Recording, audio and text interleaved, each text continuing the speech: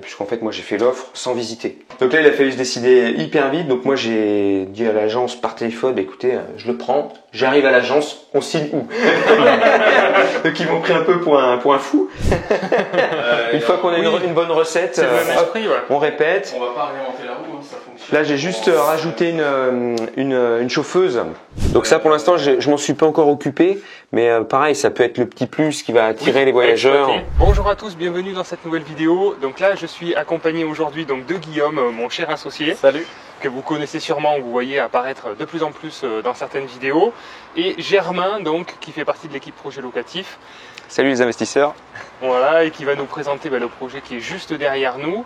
Donc un petit immeuble, c'est ça, de 2 logements. Exactement. Avec un mode d'exploitation que j'ai très peu présenté sur ma chaîne, parce que c'est vrai que c'est pas le principal de notre activité au sein de projets locatifs. Mais on vend aussi quelques projets en location courte durée.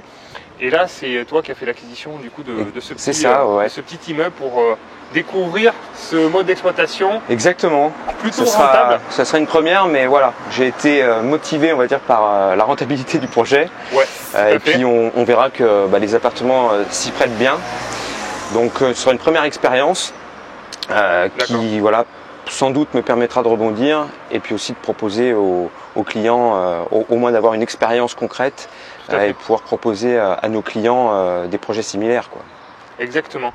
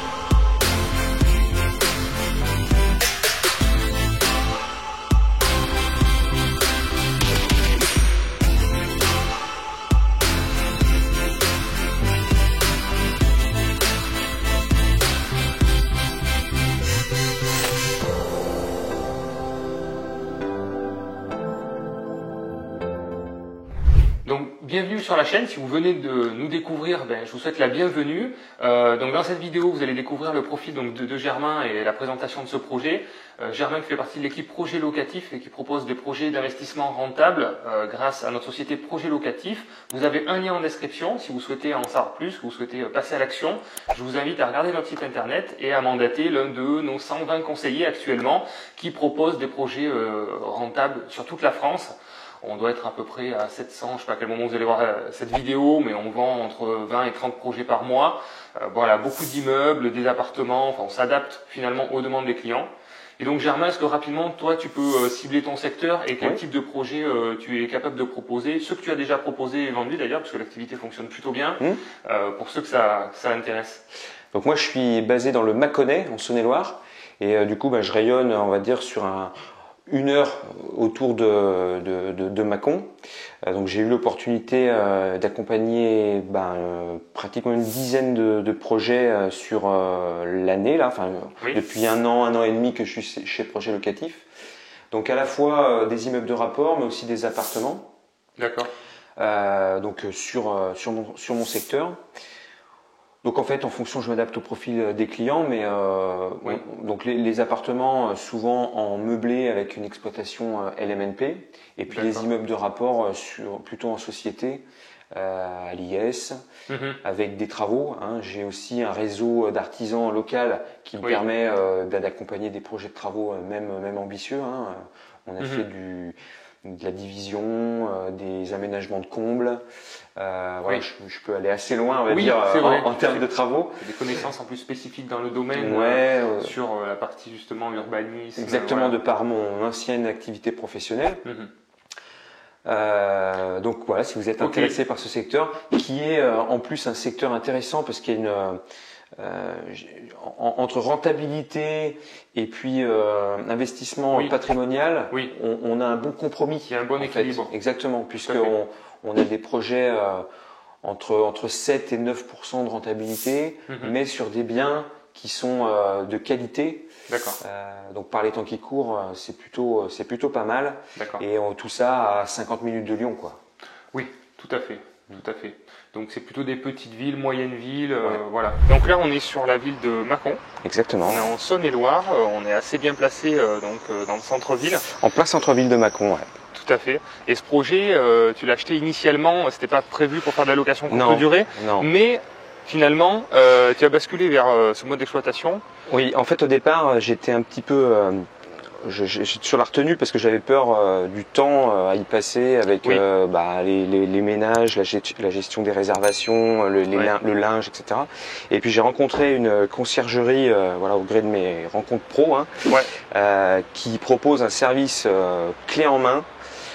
Donc en fait, finalement, en termes de, c'est hyper passif. Ouais, ok. Donc évidemment, ils se rémunèrent. Leur commission est de 20% des nuitées. D'accord, parce qu'on entend dire que c'est très cher en général. Hein. En final, je trouve pas trop, parce que par rapport au boulot qu'ils vont abattre et à la surcharge que j'aurais pas à gérer tout ça, parce que finalement, c'est pas si cher payé. Et il en restera quand même pas mal pour moi. Donc c'est aussi ça que j'ai regardé. Exactement. Donc on va démarrer avec cette conciergerie. J'ai proposé aussi à certains clients leur service. Donc ça se met en place, un partenariat qui se met en place tout doucement. D'accord. Donc voilà, j'ai bon espoir puisqu'ils ont des très bons résultats sur d'autres biens. Oui, en fait, la particularité, c'est que ils font en sorte qu'il y ait très peu de vacances. Okay. Moi, sur ce projet, ils m'ont assuré 80% de taux de remplissage. D'accord, ce qui est énorme. Tu peux détailler les 20%, ça comprend quoi en fait? Ils font quoi pour ça? En fait, eux, ils gèrent donc les réservations. Ils ont une permanence téléphonique pour si jamais il y a un problème avec le locataire, donc toute la journée jusqu'à minuit. Ça c'est cool. Ils gèrent donc le lien avec Airbnb, donc les annonces. C'est eux qui vont créer l'annonce au départ? C'est eux qui créent l'annonce. Ah oui, donc ils m'envoient un photographe aussi. Donc ça, le photographe, c'est moi qui vais payer, mais c'est eux qui gèrent la prestation, des photos professionnelles, voilà.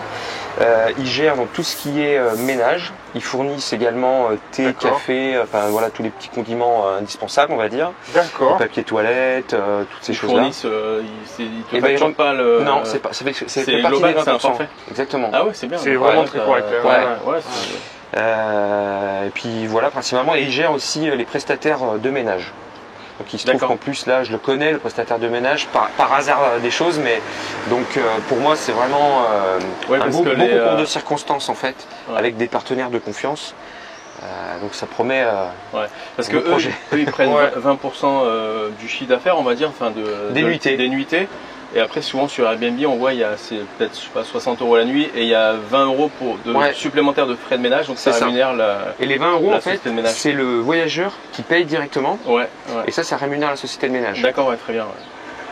Donc en fait, sur ces appartements, on aura une nuitée entre 50 et 80 €, 90 € peut-être aux périodes où il est plus tendu. Et en gros, du coup, ils vont prendre 20% de ce montant-là. Donc si on part sur un taux de couverture à 80%, c'est juste énorme en fait en termes de rentabilité et puis de cash flow généré.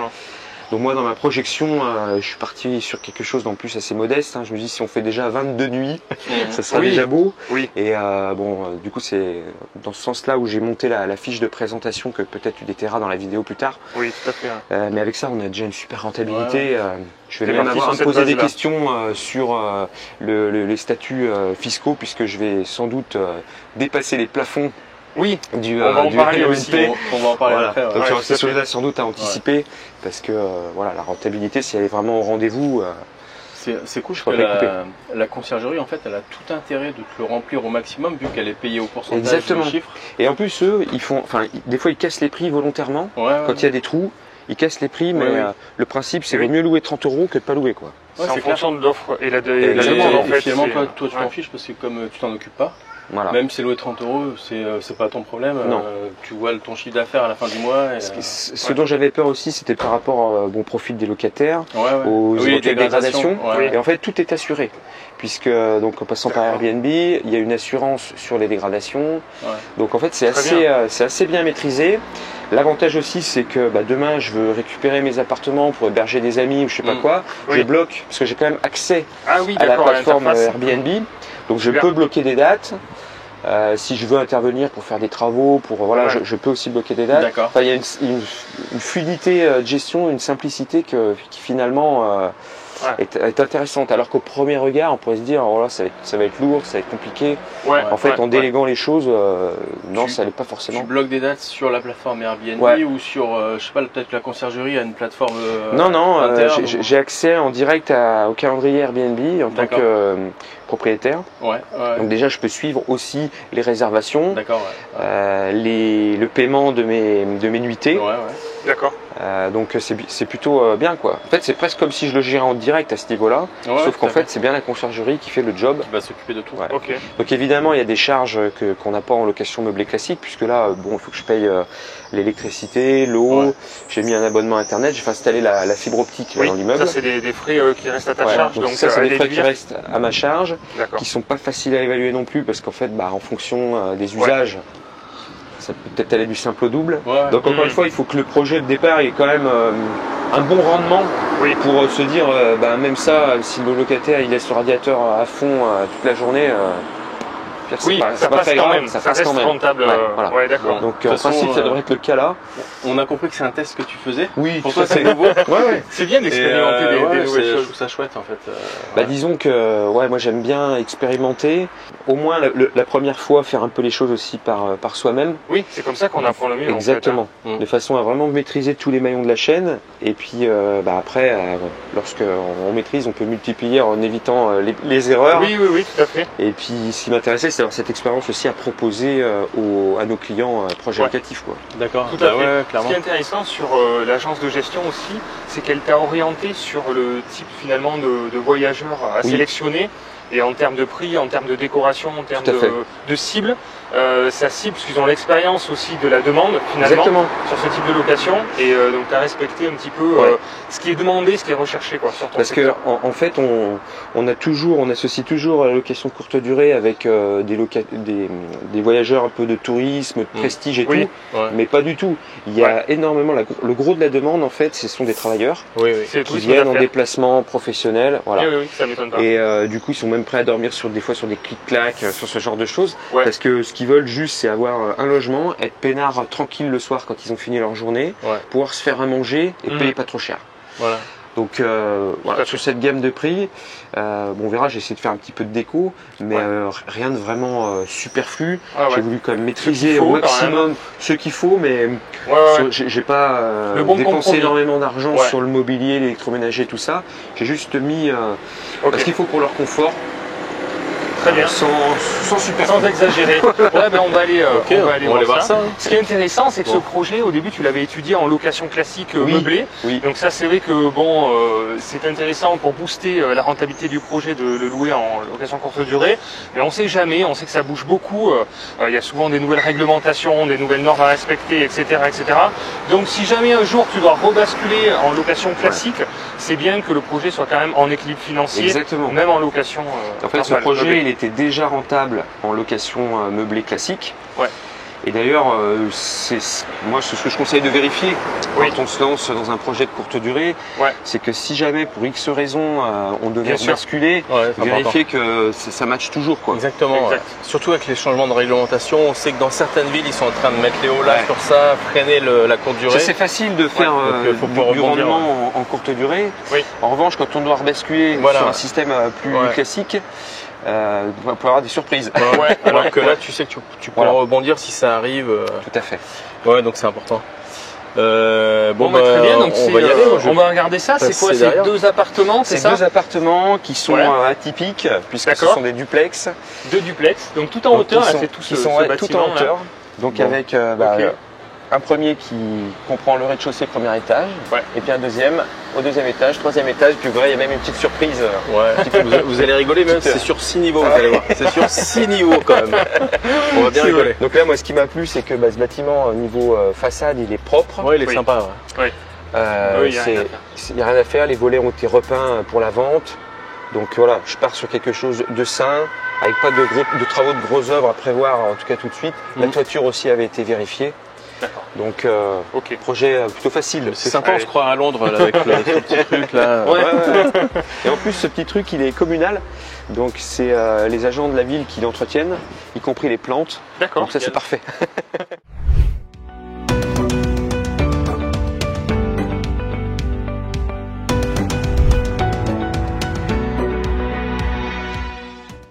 Là, on a juste une problématique qui est récurrente dans les villes, c'est les pigeons. Donc, en fait, donc il y a des pics en haut, ça marche très bien. Sauf qu'il y a certains qui avaient glissé. Et ben, il a suffi juste un petit morceau de 20-30 cm là, qui était redescendu pour que le pigeon il se mette et il a mis des fientes un peu partout. Donc je les ai redressés. Maintenant, ça y est, j'ai plus de pigeons.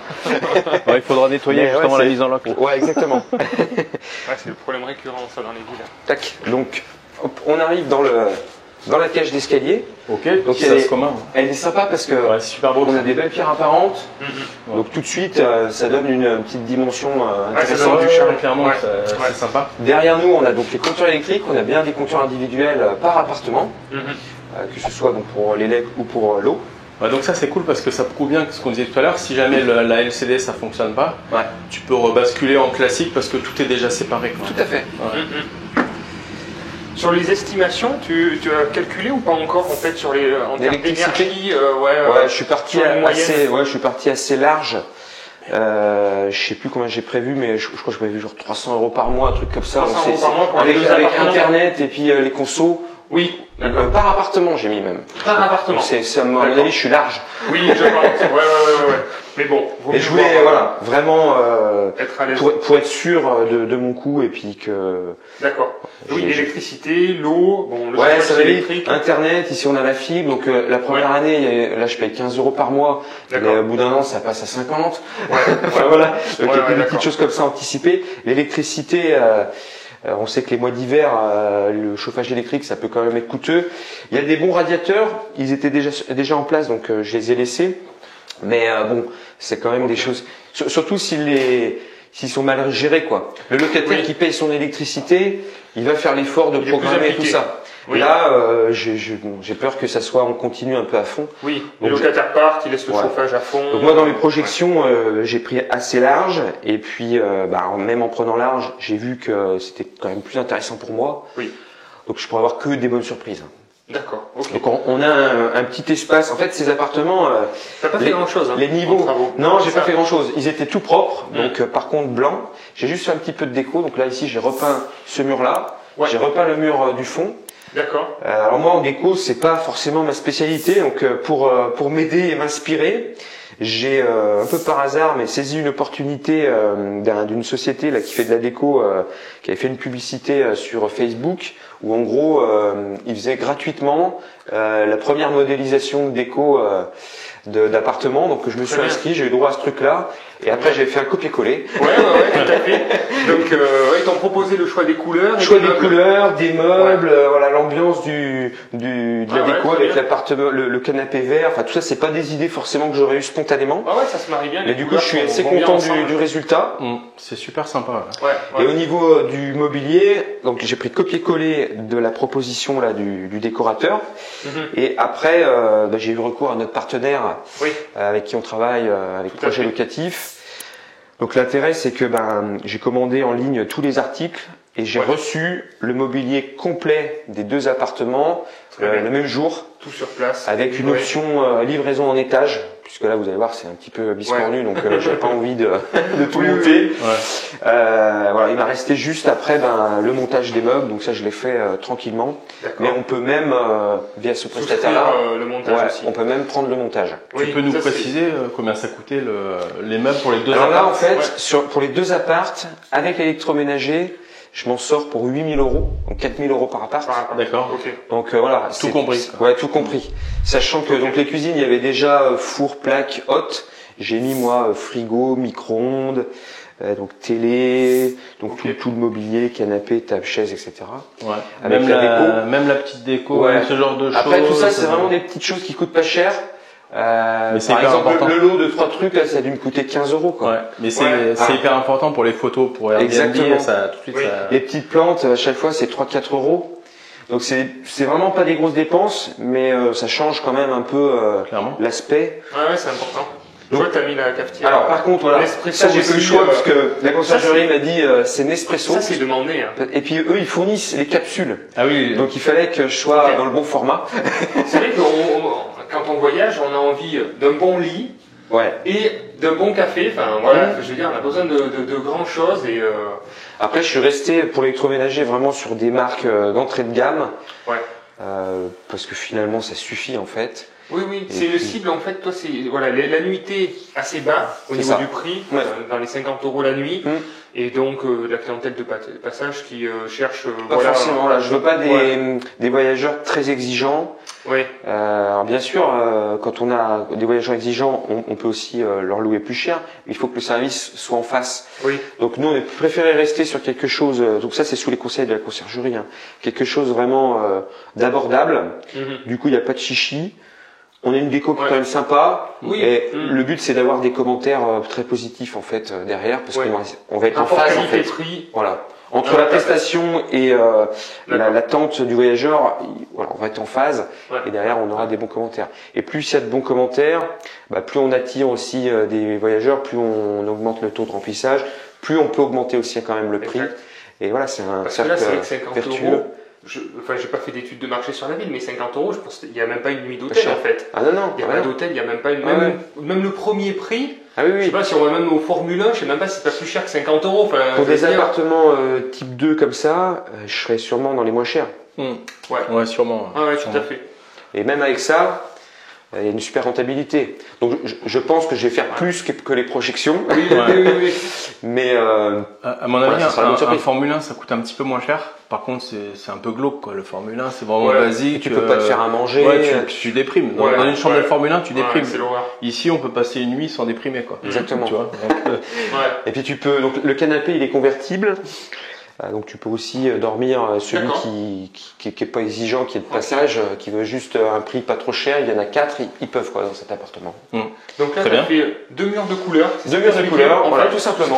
J'ai fait que ça en travaux. 2 murs de couleurs et l'ameublement. Et l'ameublement. Ouais. Très bien. Tout simplement. Donc là, dans cet appartement, j'ai une petite la petite surprise. La petite surprise qu'on aime bien. Donc que j'ai pas encore aménagé, et je pense que ça pourrait être sympa. En fait, il y a une cave. Ouais, très bien. Donc on a une petite cave qui a été alimentée en électricité, j'ai même une prise. Et là j'imaginais faire une petite cave de dégustation avec une petite déco ambiance cave viticole. Exactement. Puisqu'on est dans le Mâconnais. Et puis il y a même une prise en fait. Ouais. Donc ça pour l'instant je m'en suis pas encore occupé. Mais pareil, ça peut être le petit plus qui va attirer les voyageurs.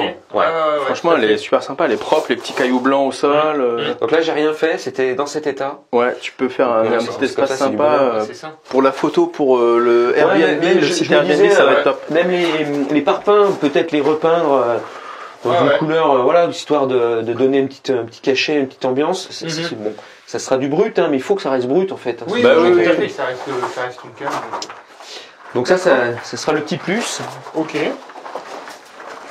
Donc là, niveau -1, vous allez voir, il y a 6 niveaux au total.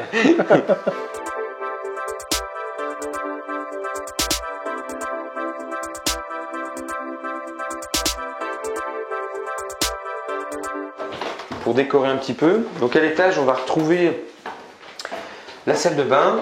Donc ici vraiment, pareil, pas de travaux, que de la déco. Donc la salle de bain était en l'état, j'ai rajouté une machine à laver. Ça c'est très important la machine à laver par contre dans les profondeur, j'ai l'impression, une dimension un peu. C'est une 7 kg quand même. Oui. Mais voilà, ça suffit puisque très bien. Donc salle de bain qui est propre. Nickel. Oui, c'est simple, efficace. Ce que j'aime bien, c'est ce petit tublot là, qui est rigolo, qui fait un petit puits de jour qui donne sur la chambre, c'est sympa. Ouais. Donc là on a la chambre. Donc après c'est pareil, au niveau des équipements, c'est assez rudimentaire. Un petit dressing, puisque c'est important que les voyageurs puissent déballer leurs valises et puis se mettre à l'aise. Petite déco, alors là j'ai repeint la niche, parce qu'elle était assez sale en fait. Donc comme il me restait de la couleur, la peinture d'en bas, je vais faire une petite niche en peinture. Bien joué. Ça cachera un petit peu les salissures qu'il y avait, et puis bon, ça donne un petit côté déco. Et puis on a le toilette qui se trouve après ici. Ah ben c'est bien ça, juste à côté de du lit pour se lever la nuit, c'est nickel. Par contre là, Robin va pas être content du tout. Ah oui, parce que le lit, je vois que c'est un 1m90 le lit, exact. Et ça Romain n'aime pas du tout.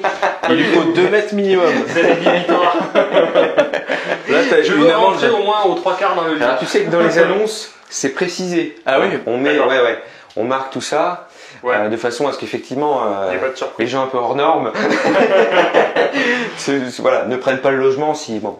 Oui, 2 mètres, c'était un lit d'un 90. Ça correspond à 90. Ou en tout cas, si tu le prends en connaissance de cause, c'est marqué dans l'annonce. Oui. Et en largeur, c'est quoi? C'est 140? 140, ouais. 140. De même que pour les escaliers et tout ça, parce que par exemple, vous verrez, mais les appartements, ils sont pas adaptés à des personnes âgées. On a des escaliers type pas japonais.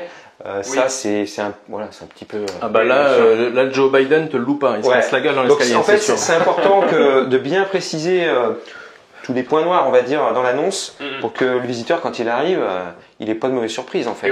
Il ait que des bonnes surprises. Ouais. Bon, après, double vitrage, tout ça. Voilà. Ouais, donc au niveau du DPE, on est en D. Volet. D'accord, très bien.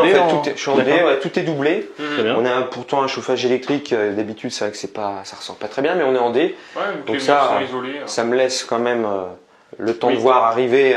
Oui, tout à fait. De toute manière, la location courte durée n'est pas concernée. Non. Mais même si je devais rebasculer, je suis tranquille, quoi. En D, c'est bien. Oui, c'est très bien. Donc voilà, donc c'est un projet facile en fait. Ok. Le plus difficile, ça a été l'achat. Puisque en fait, c'est un projet où il a fallu avoir une réactivité d'enfer, puisqu'en fait moi j'ai fait l'offre sans visiter.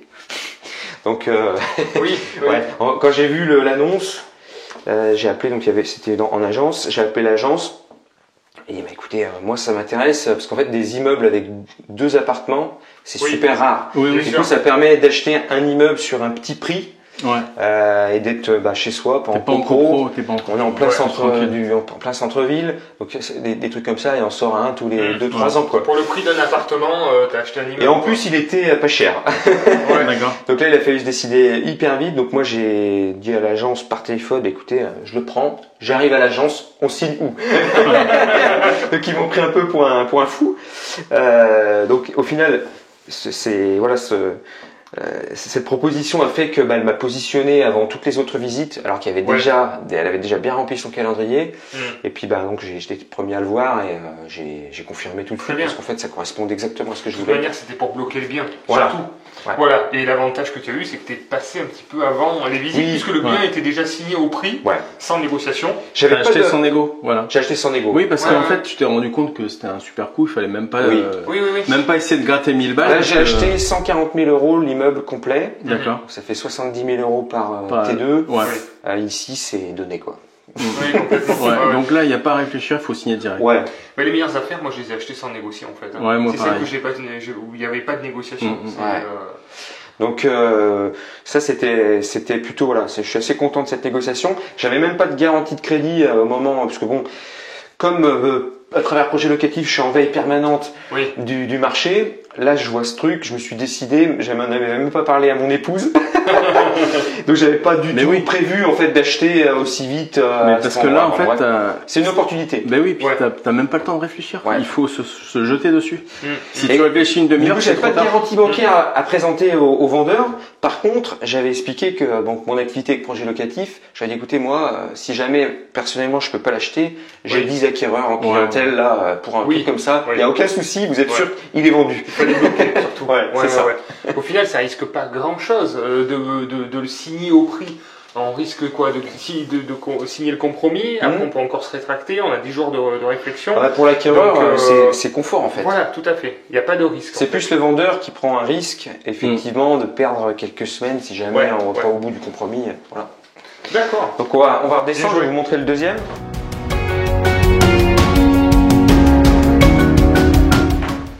En plus, ici, ce qui est bien, c'est que comme il y a la cave et qu'on est légèrement en sous-sol, il fait frais. Oui, il fait très bon là. C'est vrai. Je pense que le prix, il était aussi un peu décorrélé du marché, parce que c'est vraiment très atypique. C'est sur plusieurs niveaux, escalier un peu casse-gueule. Donc finalement, c'est un produit qui est pas facile à vendre, mais pour toi, ce que tu vas faire, c'est top. En fait, ça s'y prête, mais complètement. Quoi. Moi, j'ai pas hésité une seconde. Hein. Puis il y a des, voilà, il y a des locataires pour tout. Hein.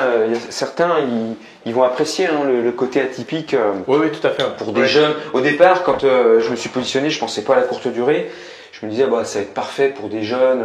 Oui, premier appartement. Une personne seule ou même un jeune couple, ils vont être bien. On est en centre-ville. Il y a un peu de cachet, c'est atypique. Donc, je pense que je peux trouver facilement des locataires même longue durée. C'est clair.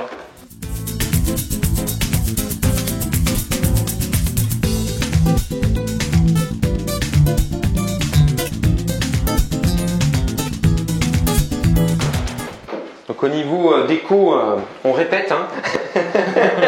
Une fois qu'on a une bonne recette, on répète. On va pas réinventer la roue, hein, ça fonctionne. Là j'ai juste rajouté une chauffeuse. Pour voilà, ça crée aussi un couchage éventuellement supplémentaire. Donc même couleur au mur, voilà, j'ai répété la même chose. C'est toi qui as choisi le singe là? Ouais.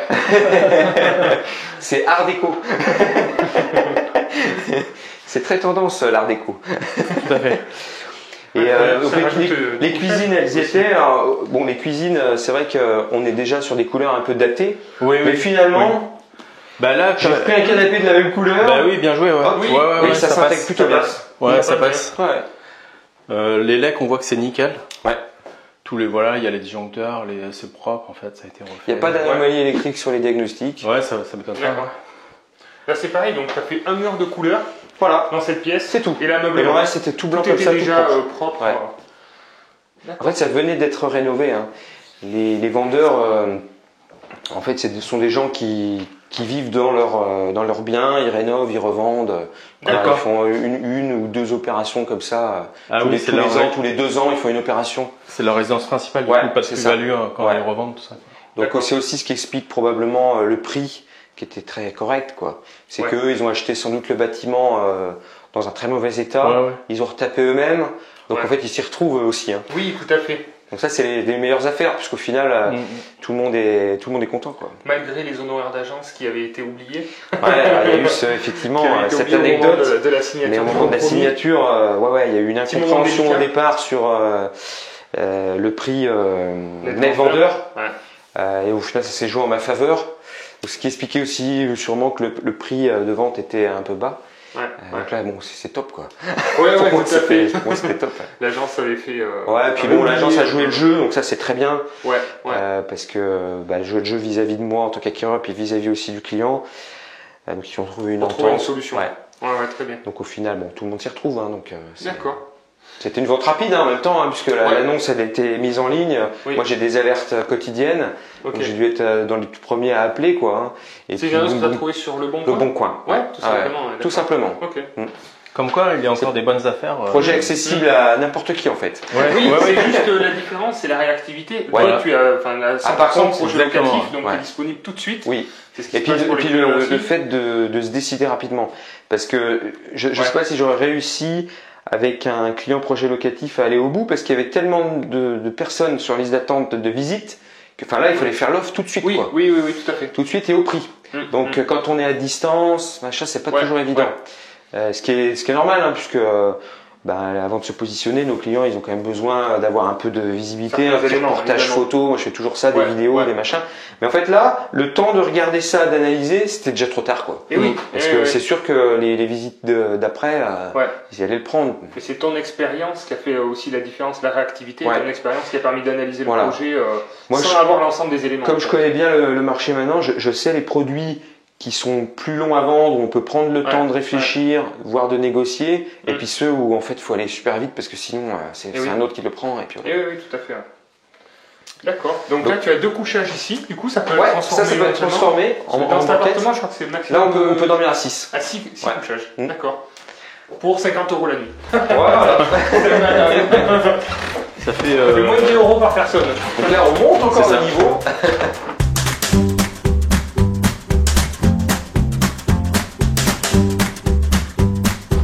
Donc on va retrouver à nouveau un coin nuit, un premier coin nuit et un deuxième.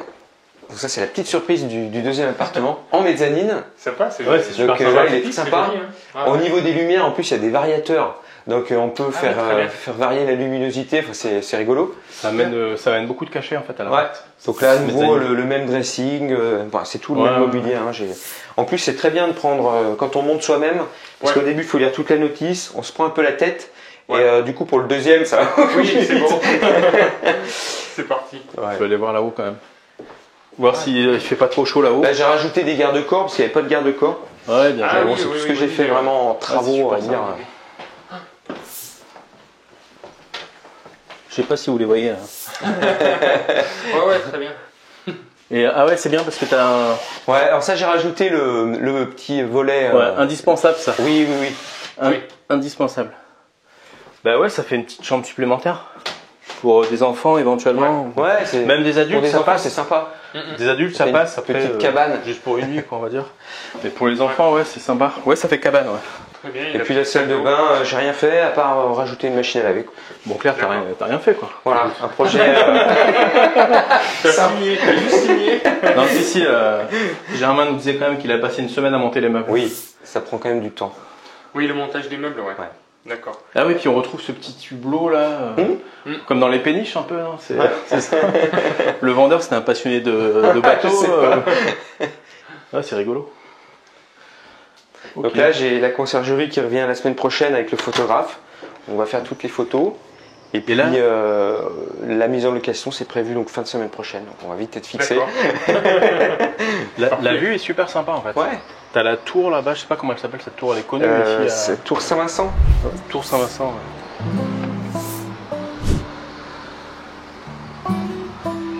Puis là on peut tout faire à pied. Il y a des petits restos dans la rue, on peut facilement rejoindre les quais.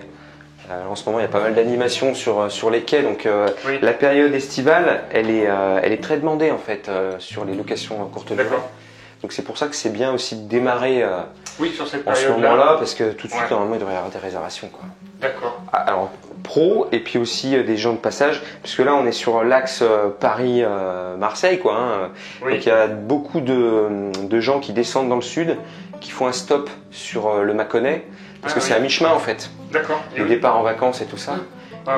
Et bon, ils profitent un peu du tourisme qu'il y a aussi sur place. C'est vrai que c'est imbattable si tu as une famille qui descend pour 50 €, tu loges 6 personnes. Bah oui. Un couple avec 3 enfants, voire 4 enfants, ça passe. Pour 50 € la nuit, c'est imbattable. C'est imbattable. Si cette famille-là doit aller à l'hôtel, mais ça va lui coûter minimum 200 €. Quoi. C'est clair. Parce qu'elle sera obligée de prendre 2 voire 3 chambres à l'hôtel. Alors que là, c'est imbattable vraiment. J'ai hâte maintenant de voir les commentaires et les retours.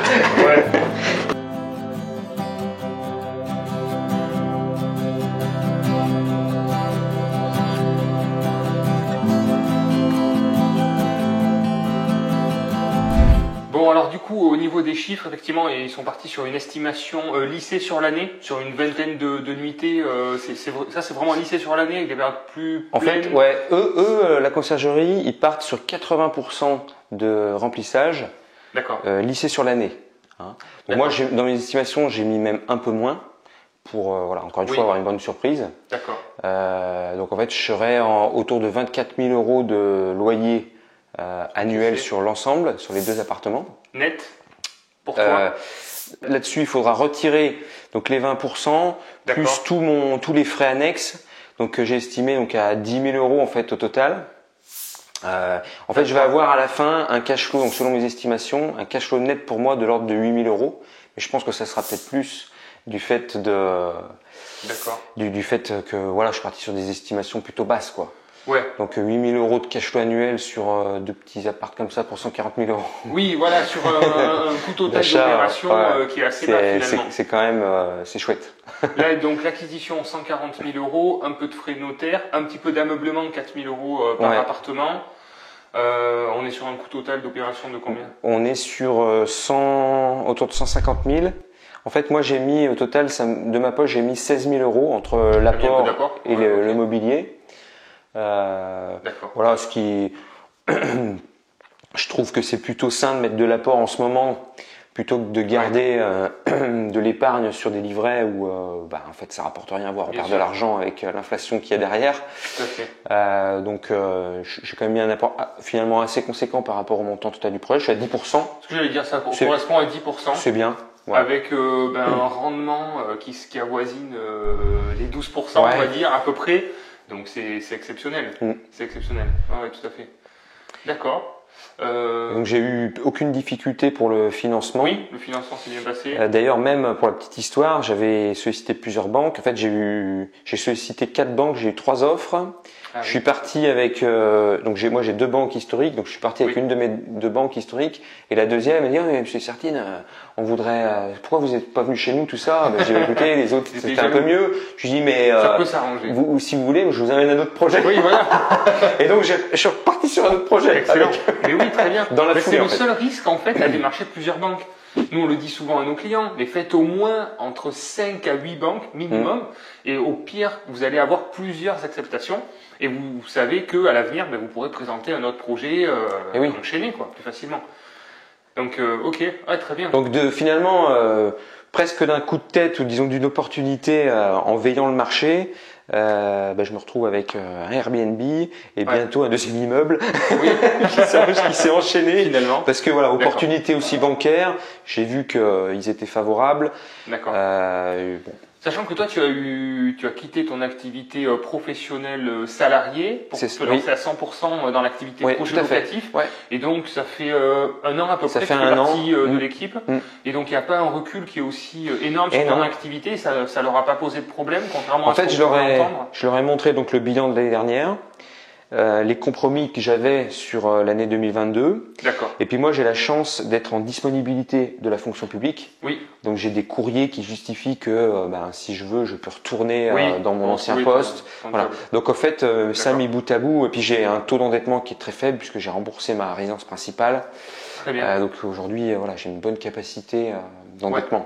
Ça, c'est vraiment un bon point. C'est vrai que la résidence principale, elle impacte directement notre taux d'endettement puisqu'en face, à part les revenus productifs de notre salaire, il y a rien quoi. Ouais. Donc forcément pour la banque, moi c'est pareil, c'est quelque chose qui a été à mon avis aussi favorable dans ma situation. C'est ce qui m'a permis aussi d'être suivi plus régulièrement par les banques.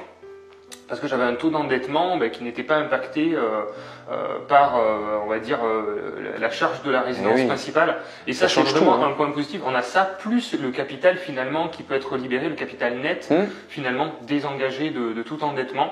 Donc c'est vrai qu'à partir du moment où on a finalement des crédits que sur des actifs, après, que sur de l'immobilier rentable, alors surtout pas de crédit conso, etc. C'est que du passif. Ça c'est vraiment négatif. Mais une fois qu'on commence à aller dans cette démarche-là, effectivement, à chaque charge, on a des revenus en face et ça compense et finalement ça s'emboîte bien et ça marche bien. Et puis en plus, ma banquière, je lui envoie aussi des clients projets locatifs, donc elle voit que l'activité fonctionne. Oui, fonctionne bien. Donc en fait, on a construit une sorte de partenariat finalement, sans le dire, mais les choses se sont faites naturellement. Et donc du coup, c'est très agréable de travailler comme ça, quoi. Oui, c'est des bons échanges professionnels. D'accord. Bon, au niveau du statut, donc tu as acheté en nom propre. Oui. Donc c'est le régime LMNP. Exactement. Donc je suis au régime réel. Donc ça veut dire que je déduis tout plus j'amortis. Oui.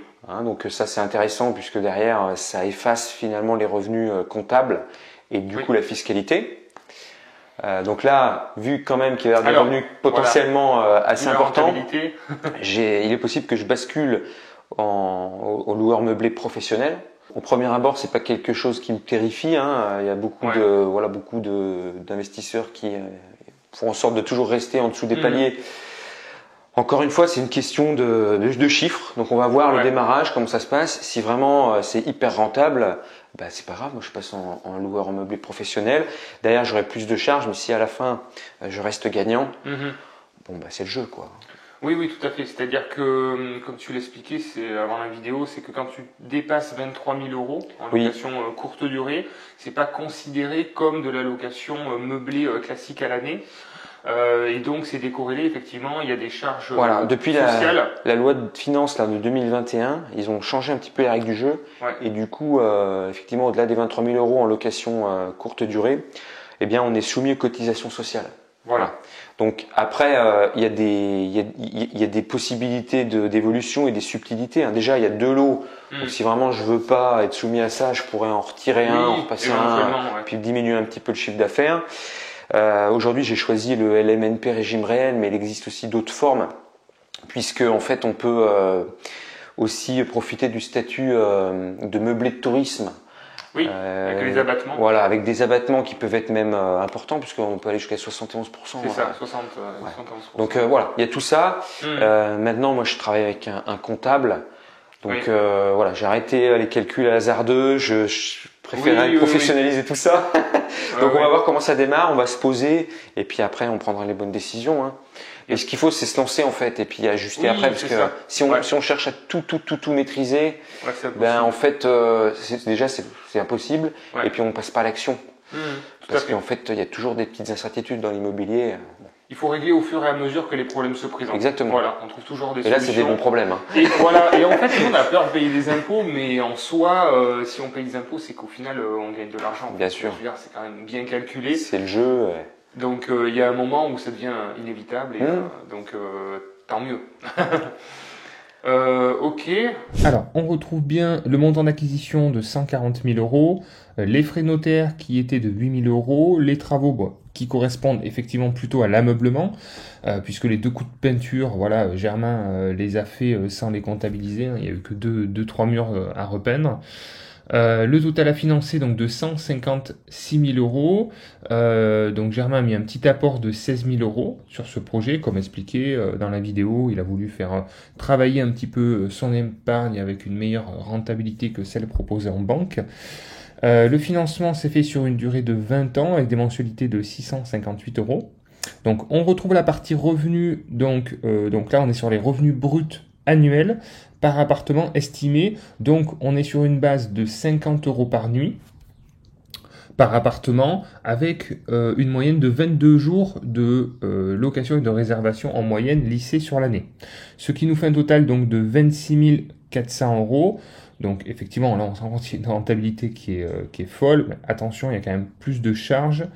Comme vous pouvez le voir, on a une petite taxe foncière, un petit peu d'assurance propriétaire non occupant, et la gestion effectivement de 9 000 €. Alors dans la gestion, là, Germain a comptabilisé également tous les frais mensuels d'électricité et d'abonnement, internet et diverses. Donc ça c'est la totalité de ces frais, y compris effectivement la société de gestion qui prend 20% du coût du montant estimé. Et le crédit immobilier qui représente aussi également une grosse partie des charges. Donc on arrive sur un total de quasiment 18 000 € avec un cash flow estimatif de 8 000 € par an, ce qui est vraiment top pour ce type d'investissement avec ce montant d'acquisition et ce montant total de projet. Voilà, j'espère que cette vidéo vous a plu. Je vous invite du coup à nous laisser votre meilleur commentaire, à nous encourager avec un petit like, et puis écoutez, à bientôt pour de prochaines vidéos. Merci Germain pour la présentation de ce beau nouveau projet. Du coup, je souhaite une belle réussite dans ce nouveau projet. Merci à toi pour le reportage, et puis écoutez, les investisseurs, n'hésitez pas à passer à l'action et à vous inspirer de tous ces projets. C'est vrai, tout à fait. Voilà, on peut faire des petites erreurs, c'est normal. Comme tu l'as dit, on peut pas tout maîtriser. Même nous qui avons l'habitude, même moi qui ai l'habitude, j'investis depuis 13 ans maintenant, je fais encore des projets où j'ai des petites incertitudes, j'ai encore des petits doutes, c'est tout à fait normal, mais faut pas que ça bloque, parce que effectivement plus on avance et plus on trouve des solutions. C'est la qualité d'un investisseur et d'un entrepreneur, c'est toujours résoudre des petits problèmes au fur et à mesure, et donc petit à petit on absorbe tout ça très bien finalement. Exactement. Donc voilà, pensez à vous, passez à l'action, et puis à très vite pour de nouvelles vidéos. Ciao. Salut.